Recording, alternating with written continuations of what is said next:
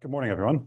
As Geertje said, I'm based here at UCD. I was trying to come up with a bridge from all the other talks to mine, and I'm glad Geertje has found it, which is nice, because I am going to be talking about something a little bit different in that sense that I don't necessarily work on mining or on resource extraction. I also don't have a background in any of those fields. I actually have a PhD in English literature. It's not necessarily the field that I work in anymore. Um, but I guess I would be what you call sort of the monster of interdisciplinarity, right? I have been doing a lot of different things over the last years.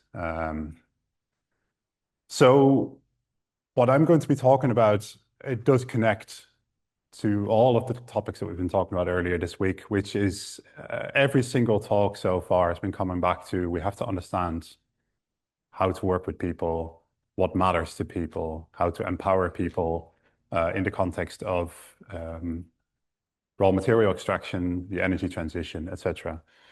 And my work touches very heavily on that. So I'm going to be talking about stakeholder engagement in environmental management.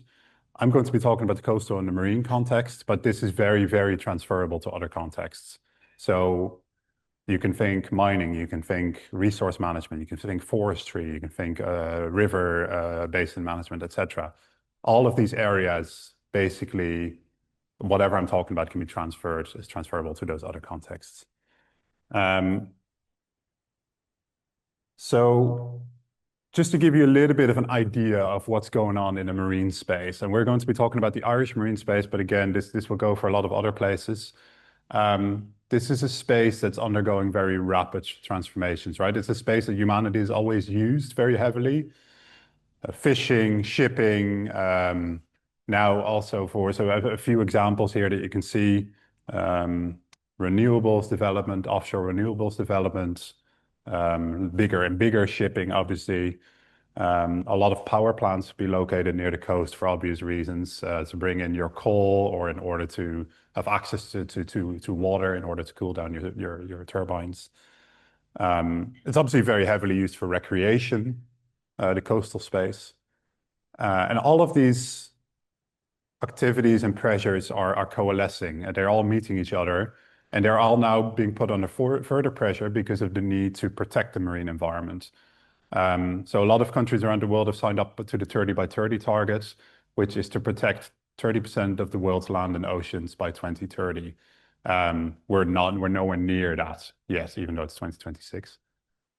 In the marine space, that means we have to start designating marine protected areas. It's the equivalent of a nature reserve on land, except in this case, we're doing that at sea. That's not easy to do if there's so much going on already in the marine space. And it also will very heavily affect your stakeholders who are already under pressure. So one quote, this is the quote you see there at the top, is from my own work with fishing communities on the east coast of Ireland, north of Dublin. And one of their representatives said the fishing in Ireland is on its knees at the moment. I wouldn't like to see what state the industry is going to be in 20 years' time. There won't be any razor fishing, that's for sure. They'll be outfished altogether.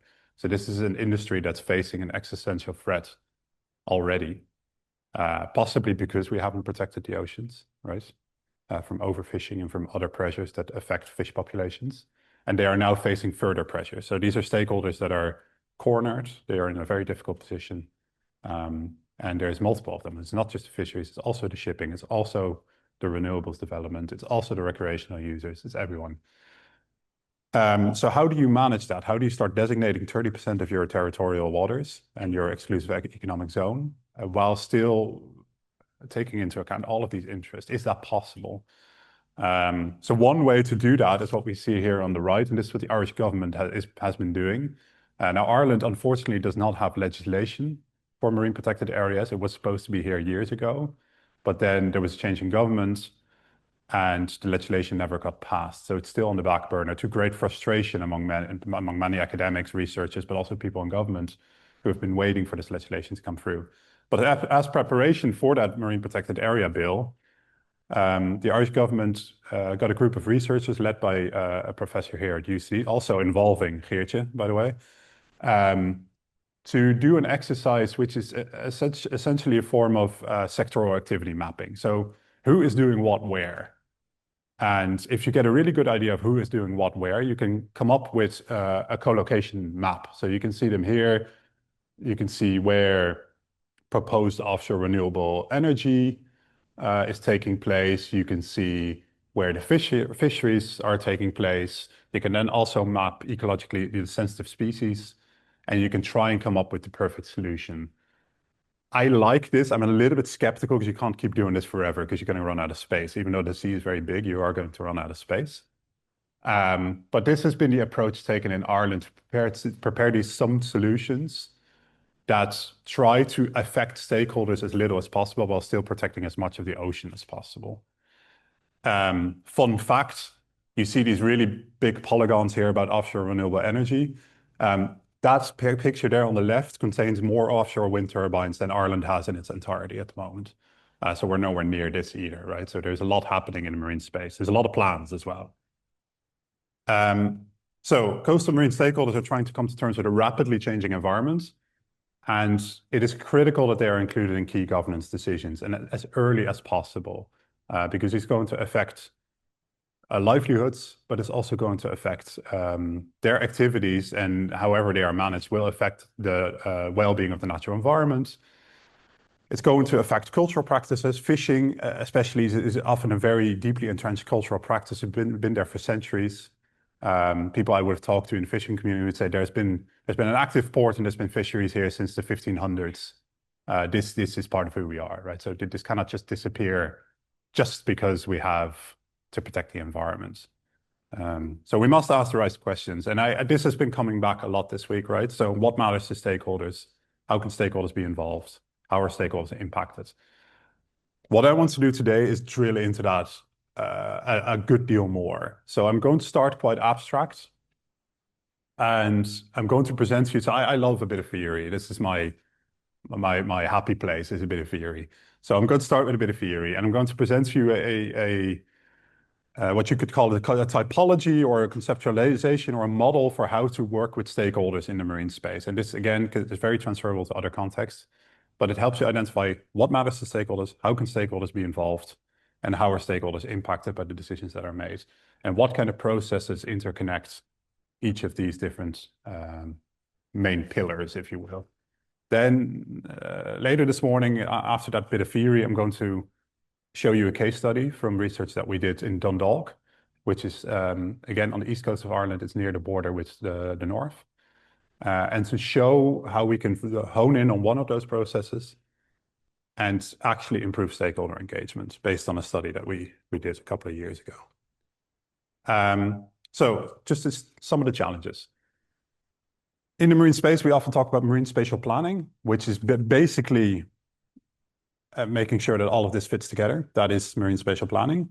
And an instrument in the marine spatial planning toolkit, if you will, is the designation of marine protected areas. It's not the same thing, but MPAs, as we like to call them, fit into the bigger marine spatial planning picture. Now, marine spatial planning is happening, but a lot of the approaches are quite flawed. So one of the big issues is a lack of recognition of local knowledge and values. So there is a huge emphasis on scientific monitoring. So ecologists are the biggest voices in the room, right? So whatever the state of the environment is, that will determine how we're going to make our decisions. And I'm not saying that's not a good thing to take into account, but that can lead to unilateral decision making that does not take into account local knowledge, values. Surprisingly, which should be unsurprisingly, local communities actually know their local environment extremely well. And sometimes they have a better understanding of what's going on in their environment than the scientists who often come in from outside, right? So people living locally have witnessed changes in coastal erosion, for instance, or species prevalence. They've seen shifts in species prevalence over time. And they have seen that because they have been there for 40 years. They've walked that coast for 40 years. They know what's going on. But this knowledge is not taken into account. And often these people also don't have a seat at the table when it comes to decision making. So that's the second point. There's no pathway to participation for stakeholders. What does that lead to? It leads to disillusionment and leads to resistance. If you don't feel like you're being listened to, you're actually very often going to swing the other way. You're going to say, well, in that case, I'm going to resist whatever they're proposing. I'm going to push back very hard because I'm not being listened to. Again, this feeds into the next point. Key decisions are made top-down and poorly communicated. So when we talk about top-down decision-making, we mean that from the national government, say, filtering down to the local context. So someone at a very high level makes a decision, and that is enforced at a local, in the local context. Somebody earlier this week talked to, I think Jocelyn talked about the DAD approach. Is that you, Jocelyn? Defend, announce, decide, announce, defend. Very top down, right? You decide at the top down level what you're going to do, and then they'll just have to deal with it. That indicates that there's a very significant distance between decision makers and local stakeholders. Again, not a good recipe for collaboration, for good management of an area. And as a result of all this, policies do not work, or it turns out they're not suitable for the local context. Somebody somewhere has made a decision that does not reflect the reality on the ground in the slightest. Or all the local stakeholders decide not to collaborate, right? So you get illegal fishing, people just doing what they want in order to preserve their own livelihood or their own way of doing things. The other side as well of that is that impact can be very unevenly distributed. When you talk about, so I keep going down back to this looks great, but it might not actually reflect very well on which of the stakeholder groups is going to be hit hardest once some of these areas are declared maybe off limits. Marine protected area can be off limits. That's a very strict marine protected area. But very often what happens, some activities are allowed and some aren't. So maybe you can still build a wind farm, but you're not allowed to fish anymore.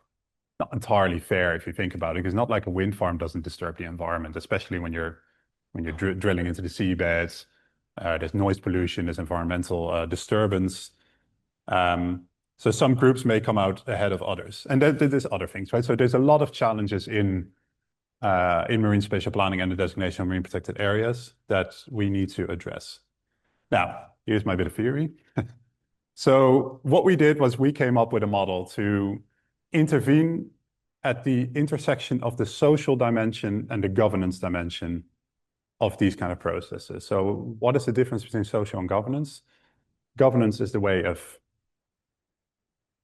arranging things. It's the way of administering a process. This is a very vague description of it, but governance is how you go about managing changes in your marine spatial planning, et cetera, and working with stakeholders, and the different parties are in place to administer that. It's a very broad strokes environment. The social dimension is not necessarily only that. The social dimension also pertains to local values, knowledge, identity, and everything the glue that holds together a community and the identity of stakeholders all come into that. The social and the governance dimensions are almost inextricably linked. You cannot manage a process without engaging with people, right? So you're always going to encounter people. We found that there are three ways, I guess, of doing, or three main ways of doing this. And one is a fully top-down approach, which is decide at the top of the chain and communicate your results down. This doesn't necessarily have to be a bad thing. Because the alternative is a fully bottom-up approach, is where the communities take charge of, for instance, proposing their own marine protected area.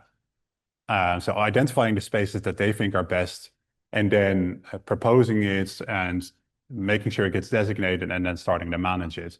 That sounds ideal, right? It sounds great, but it actually puts a huge burden on communities. It asks them for expertise that they might not have. It asks them for time. It asks them for commitments that are really big commitments on top of what they're already doing. So that's where the third way comes in, and that's often a mix of top-down and bottom-up governance. So despite many people's criticism of national governments, they do sometimes achieve some things, and they are pretty helpful to have around sometimes, because this is their job, right? It's to manage these very large processes. So then you get a form of adaptive governance, which is where the top-down and the bottom-up meet.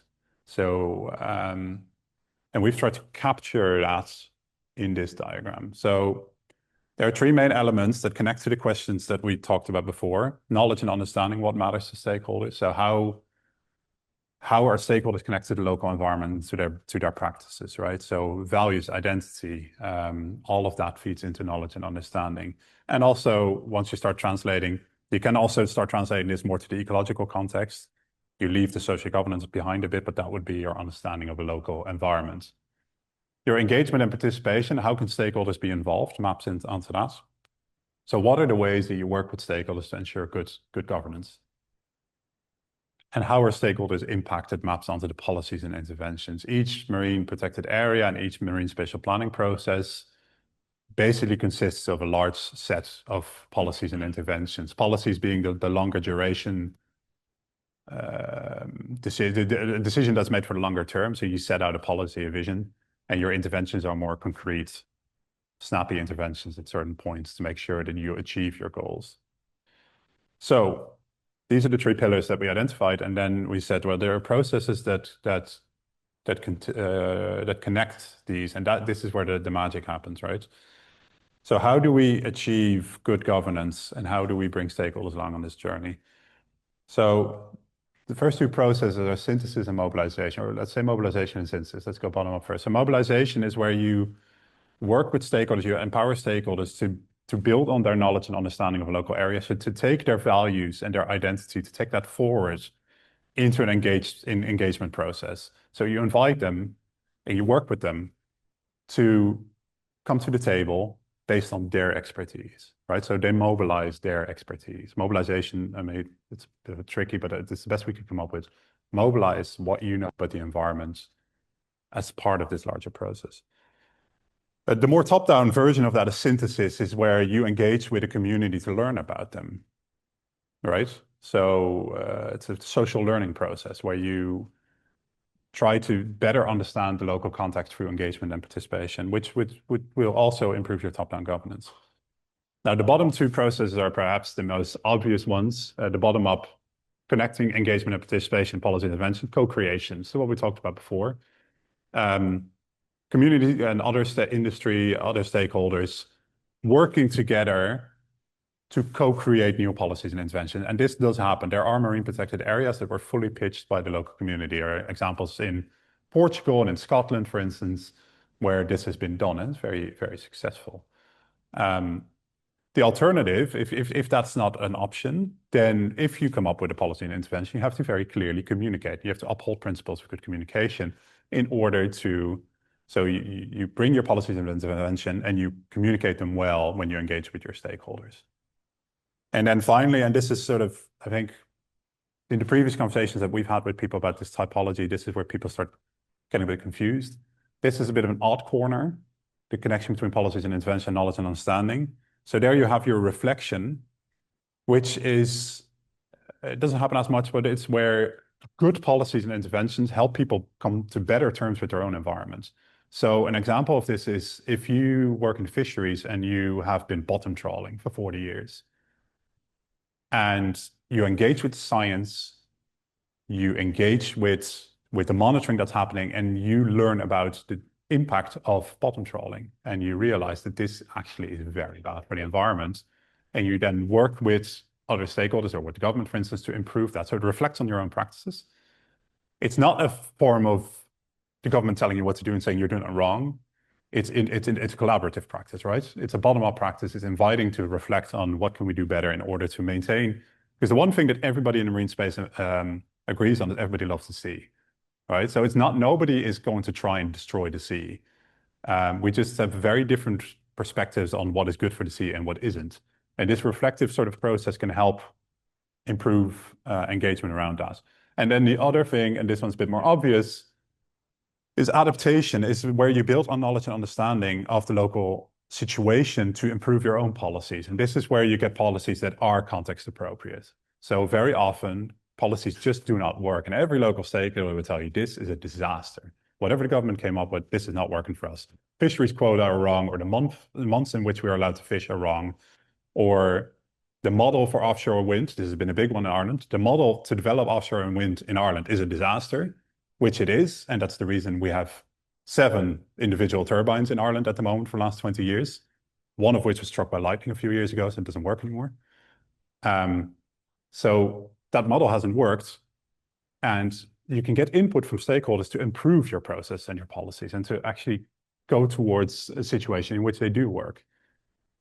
So let's apply this very briefly, right? A couple of examples just from the literature. So one example, one method that's very often used with social science is community voice method. Very community oriented. It's already in the name, right? So let the community speak.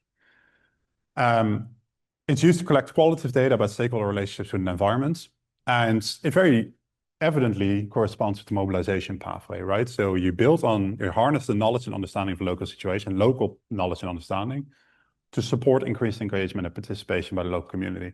It's very often the first step in actually driving towards, because you can follow this, if you follow it like maybe not like a compass, but like a roadmap or something, you can keep following this, right? You can go around this figure as many times as you want. You don't have to go in the same direction either, but you can link different processes together. I'll show you in a second how that works. So it's a very good first step to actually understand people and then to start driving towards co-creation, for instance, or you can go towards adaptation, etc. Another one, participatory mapping. You guys might have done that sometimes, or you may have seen it. Story maps, other forms of participatory mapping. Something we use sometimes in workshops are these very big Talcha Aaron map that the survey, is that what it calls? Basically the standardized maps of Ireland, and we put acetate sheets as transparent acetate sheets on top of them, and we invite people to draw on the sheet. So you have the official map, and then you get all your counter narratives on top of it, so people can challenge whatever the official map shows us by showing that some areas, even though they're small on the map, are very big in people's minds, for instance, right? So this is.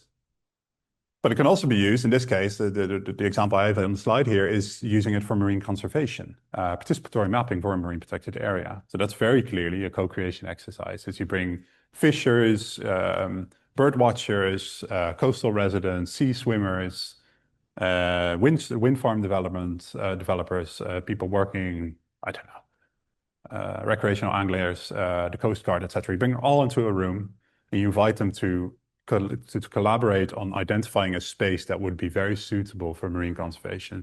So high benefit, high yields, but also equitable impact on all the groups, so not resulting in one industry or one stakeholder group basically being wiped off the map because, say, all the fisheries are in that little one area. So you work with all those groups to make sure that the impacts of this designation are going to be equitably spread. So there are two examples. And then, like I said, you can also do it sequentially. So here's an example where this is just a fictional example, right? But this is where you're kind of going around this diagram and trying to use this to actually improve your stakeholder engagement process. So imagine there's a marine protected area where stakeholders have actually done that co-creation process, and that has resulted in agreement on boundaries of the protected area.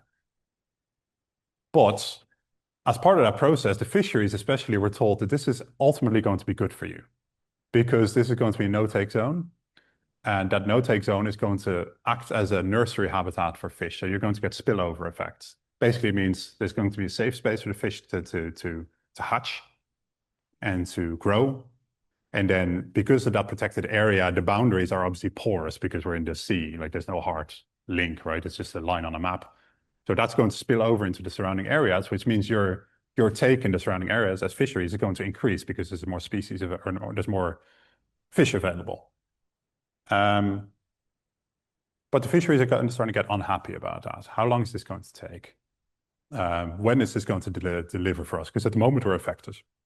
And there's an MPA manager, but they're not really getting the message across. So they've tried the communication tools, but it's a new marine protected area. They don't actually have the data yet to really support them in making a claim. So the best thing they can do, they are adhering to transparency and communication. The best thing they can do is to say, well, we don't know, but hopefully soon.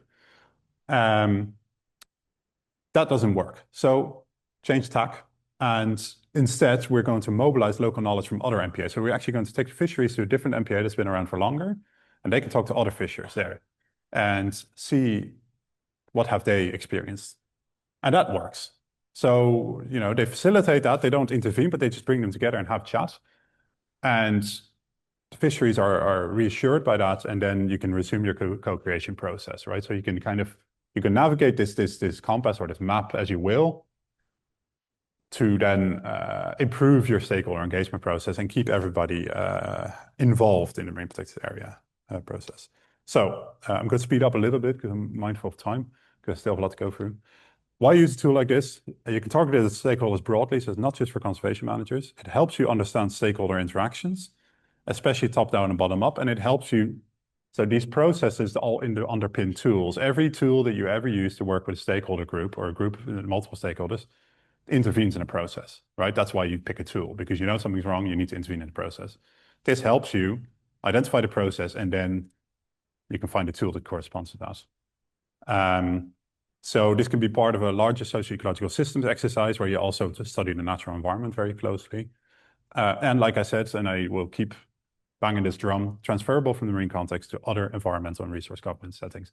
The marine space is amazing. I love the marine, I love the sea, but it's not unique in the sense that it is a landscape that is governed, a seascape in this case, and you can use these kind of tools elsewhere.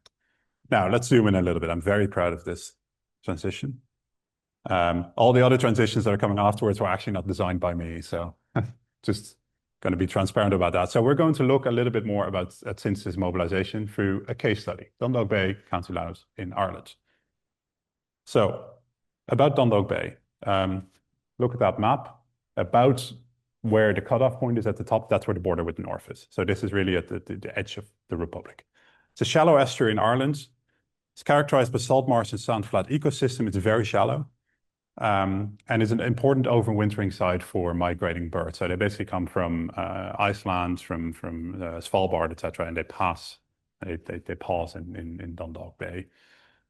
There's a lot of human activities. There's trawling for cockles and razor clams. A little bit further offshore there are the nephrops fisheries, better known as the Dublin Bay prawn. The fishers in Dundalk Bay will swear to you the Dublin Bay prawn was never in Dublin Bay in its life. It comes from Dundalk Bay. And they're very insistent on that. It should be called the Dundalk Bay prawn. Very limited shipping, so it's so shallow that you can barely get a ship in at this point. And there are plans to develop an offshore wind farm called Oriole Wind Farm. It is already protected. It's two different types of site designations under the Natura 2000 network. So a special area of conservation and special protected area. One of these is aimed at habitats, the other one at birds. And it's also an OSPAR site, and it's also a Ramsar protected, so a wetland site. And if you looked very closely at that map I kept showing you, the co-location exercise, it's going to be part of, at least if the Marine Protected Area Bill ever comes through, it's going to be part of a national network of MPAs. So those sites are all going to become part of a bigger whole. Now, we did this as part of a Horizon Europe project, a big international project, and we were doing the Irish side of the work. So they had conversations with MPA managers about how do you work with stakeholders. Now, there was a couple of interesting things came out of that. One, is stakeholder inclusion in the MPA process tends to reduce over time. That's not a good thing. It should increase over time. The more an MPA starts to take shape and starts to be implemented, the more you should work with stakeholders. More than 50% of the MPAs linked to managers that were surveyed do not use dedicated tools for stakeholder recognition. Again, we would insist you have to understand stakeholders before you can do anything else. And workshops with facilitated discussions were cited as the best known and the most frequently used tool in the social and governance spectrum. Now that sounds great, but workshop with facilitated discussion is super, super vague. I mean, what is that? That just means booking a room and inviting a bunch of people and maybe ordering some biscuits, right? There is no format there, which is problematic. If that's the most used tool in the spectrum, maybe it should be formalized a little bit more. So we said, let's go about that. So we did a process in Dundalk Bay. And because I love theory, we threw in another concept, path dependency. The path dependency is usually seen negative. Path dependency is the idea that choices you made in the past constrain what you do in the present. So you kind of keep bumbling down this path just because you've started on it in the past. But we thought we'd give it a bit of a positive spin. Use it as a way to understand where are you coming from, where are you going, and how do you encounter one another in the marine space. So path dependency, by understanding the paths that are linked to each stakeholder, we can actually understand them better and understand how they can engage with each other. Now, just a little bit more about path dependency. So disclaimer, I did not make these. They're very Stasi. The idea is ours. So to give you an idea about how we understand path dependency, a relationship between a stakeholder and a place, we would say is determined by past and present affordances and constraints. So in the past, things have happened. For instance, in Dundalk Bay, it's really good for razor clam fishing. That's an affordance, right? It affords you to do something. That means you're probably going to invest in gear for razor clam fishing because you're not going to catch tuna. So you might as well get really good razor clam fishing gear. That also means that you are now bound to the razor clam fisheries because quite specific gear, they hoover them up with a sort of sand suction device. That's a constraint because you can't really change tack anymore because you've invested a lot of money in this. And each stakeholder has similar place relationships that are both determined by affordance and constraints. There are other types of affordance and constraints, social ones, what is socially acceptable, what isn't, cultural ones, we've always done it this way, ecological ones, so what species are there, economic and legislative ones. Policy and law can be a massive affordance if it enables you to do what you are planning to do. They can also be a huge constraint. Again, if you've invested in the razor clam fisheries and the Irish government decides they're illegal now, then suddenly you're out of business. And that sounds extreme, but this did happen to, for instance, type of fisheries in the Netherlands, which went all in on pulse fishing, which uses electrical pulses.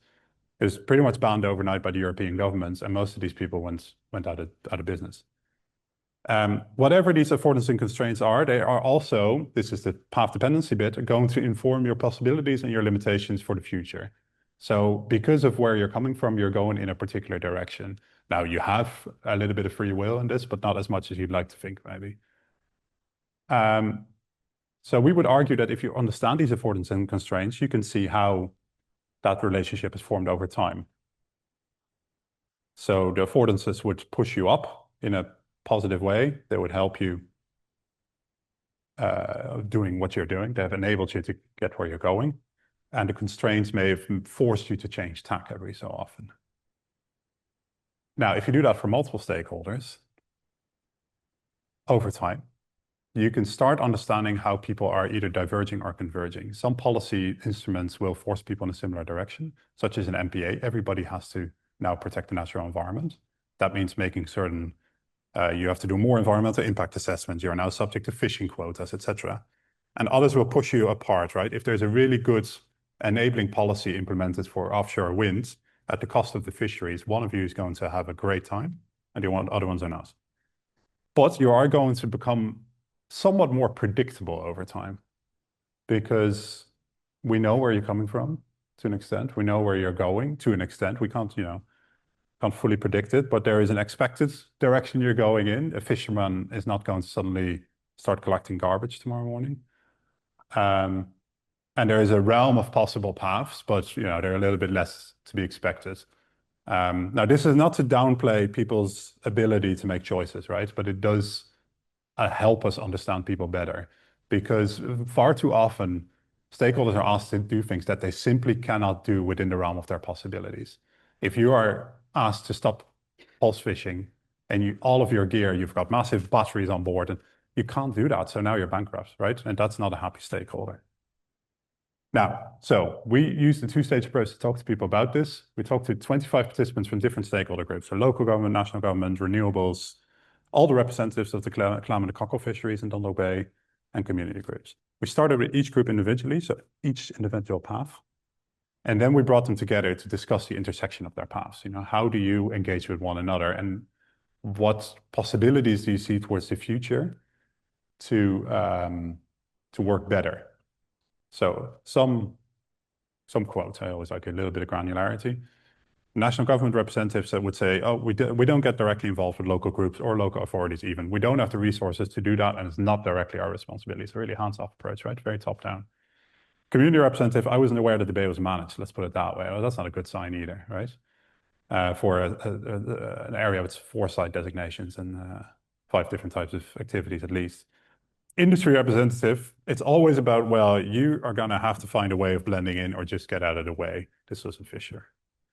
And another industry representative, I fear that that MPA isn't going to be, certainly not going to be any kind of silver bullet to assist the management of the bay.